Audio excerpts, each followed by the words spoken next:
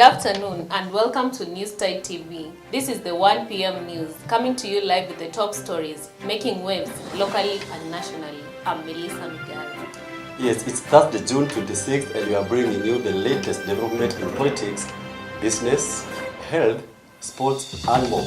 My name is Edmund Mayo. Stay with us as we break down the stories shaping your day. This is NEWSTIDE TV. Let's begin with the headlines.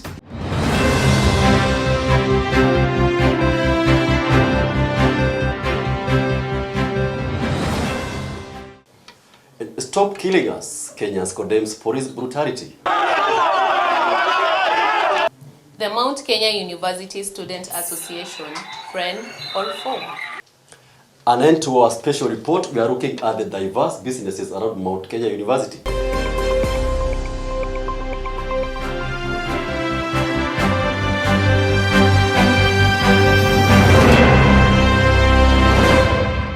And to start with, a wave of public anger is sweeping across the country following the recent cases of police brutality that has left families grieving and citizens demanding for justice.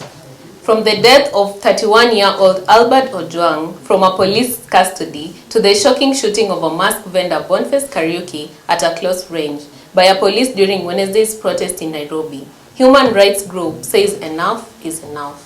Our reporter, Speciosa Omondi, has this story. Tears, fury, and a deep sense of injustice. These are the emotions echoing through towns and cities this week as two young lives became the latest names in Kenya's growing list of police brutality. The common mwananchi, there's no medicine, the education is that very expensive. So the reason I stay back to the streets today is to remind them that we want things done the right way. Albert Ojwang, a teacher in Homa Bay, died last weekend after allegedly being tortured in police custody in Nairobi. They are involved in extrajudicial killings, they are involved in enforced disappearances, and they are involved in kidnapping people and abducting people, and we've seen some people turn up dead. So this must end. We are not scared. This followed after he allegedly published on social media on how DIG is collecting money illegally through his juniors. And just days later, 22-year-old Boniface Kariuki was shot at a close range by police during demonstrations in CBD. Videos from Wednesday shows officers confronting an armed mask vendor before opening fire. He did nothing, he was just selling his mask, but the police just shot him, and that's a bad thing. So the police have to protect the citizens and not to kill them. That son is our brother, and most of us, we feel so much heartbroken, we feel so much betrayed. That's why we even went to the streets and Boniface Kariuki was killed, and that's not right. Right groups, including Amnesty International, are now demanding an independent investigation and the suspension of the officers involved. People are mourning and Kenyans are taking it to the street. All they want is accountability. Speciosa Omondi, NEWSTIDE TV. Thank you very much, Speciosa Omondi, for your story. And Melissa, Yeah. how do you think this whole issue of Albert Ojwang death, do you think these guys will get their justice as we are demanding as citizens? I really can't talk much about that case, but in this country, let's wait and see. Let's watch.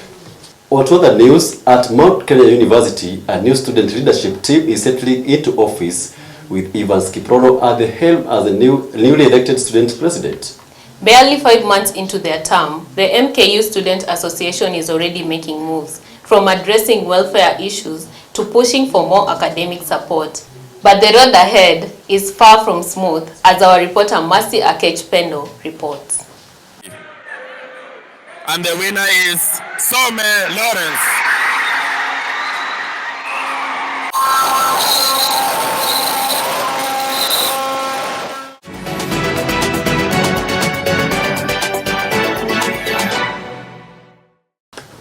What's your take on the Musa Leadership? Is Kiprono being the head of that council? I believe he is capable of the task, and I know he's doing good. So let's give him time. Maybe the student has a lot of hope in him. And I know from the installation of Wi-Fi's and to maybe pushing the whole student needs, maybe let's keep hope alive that he will do great. Okay. Coming up next, we look at the diverse and growing local businesses around Mount Kenya University. From small food joints to businesses, students and residents are turning ideas into income. We will have that story and more right after this short break. Stay with us. You are watching NEWSTIDE TV.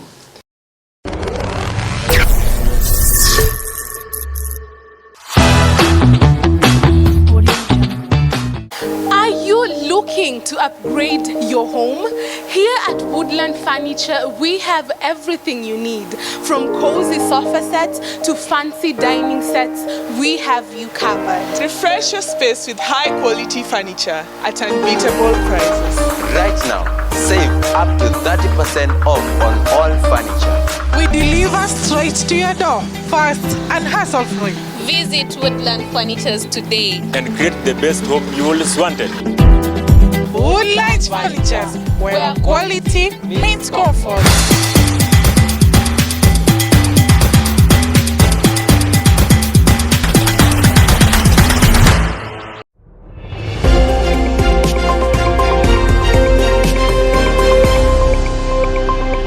Welcome back to the 1 p.m. news on NEWSTIDE TV. Thank you for staying with us. Now to our feature story. A story that proves that business doesn't always begin in a boardroom. Just outside the gates of Mount Kenya University in Thika, a buzzing informal economy thrives, driven by students' demand and street-smart entrepreneurship. It's from tuk-tuk drivers ferrying students to fruits vendors blending juices. These small businesses form a vital part of campus life. Our very own Aisha Miketo spent the day with the people who make the MKU Street hub with activities and opportunities. Thank you, Melissa. I'm just outside the gates of Mount Kenya University. A different types of learning takes place. The hustle and bustle of daily lives, from tuk-tuk drivers to fruit vendors. This place is alive with small businesses that thrive, the heartbeat of a university population.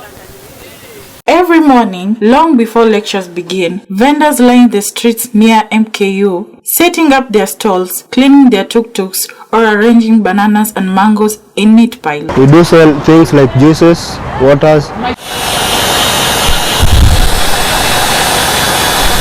We do blend our own juice using the same fruits. The most moving product, we do make a fruit salad like this one. That one is here. That goes for 100. It contains different types of fruits. These small businesses are not just selling goods. They are sustaining livelihoods, feeding students, and creating a unique rhythm of economic life just outside campus walls. Different types of fruits. On a good month, we can make 150,000. On a bad month, it goes even to 50,000. With a student population in tens of thousands, the demand for quick, affordable service is high, whether it's transport, snacks, or phone repairs. But with that demand comes competition, and the vendors say they've had to innovate to keep their loyal students in touch. Sana mambo ya kupata mkopo. Sisi tumekuwa na changamoto sana kupata makopo ili tupate capital ya kuendeleza biashara zetu. Despite the growth, challenges remain unpredictable. This includes weather, high food prices, and occasional enforcement crackdowns. But still, the vendors remain resilient, driven by a single truth that where there are students, there is opportunity. They may not wear gowns, they may not carry books, but these street entrepreneurs are just much part of the MKU history. Outside these gates, business is not just about survival, but it's about strategy, service, and street economics. Asha Miketo reporting live from MKU.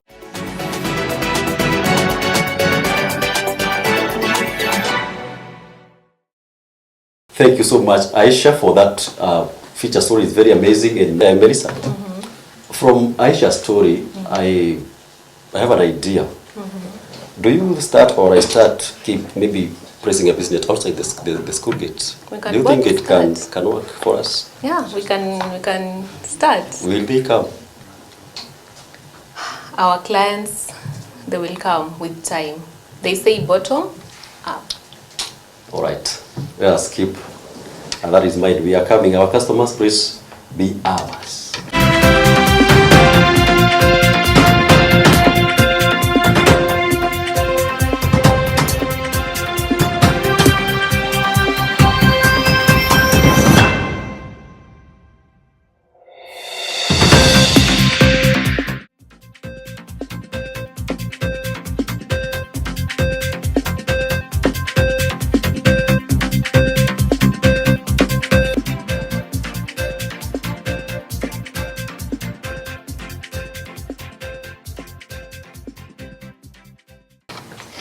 On to our sports news. Sports fever gripped as students-athletes hit the court and pool in a thrilling inter-school showdown. From time beaters to record-breaking laps, the competition had everyone on the edge of their seats. Our reporter Tuni Makabu was on the ground capturing the highlights and caught up with two stars performers from basketball and swimming. Tuni?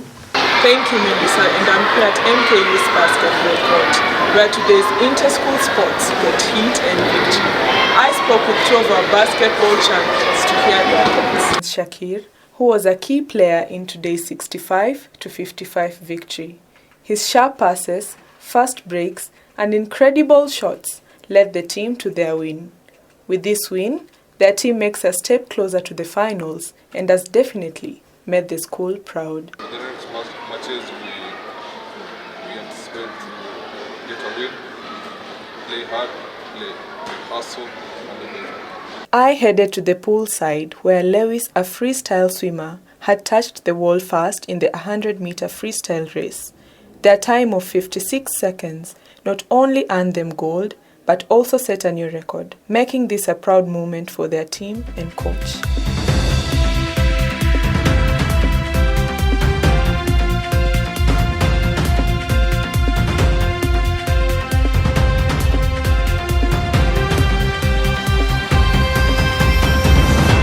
Thank you very much, Tuni Makabu, for that story.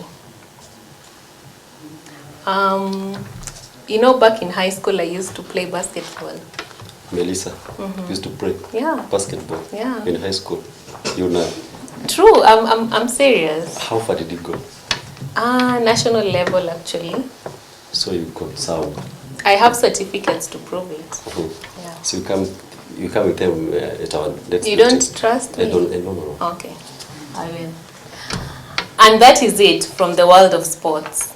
And that brings us to the end of our 1 p.m. bulletin here on NEWSTIDE TV. Thank you for spending your afternoon with us. My name is Melissa Migari.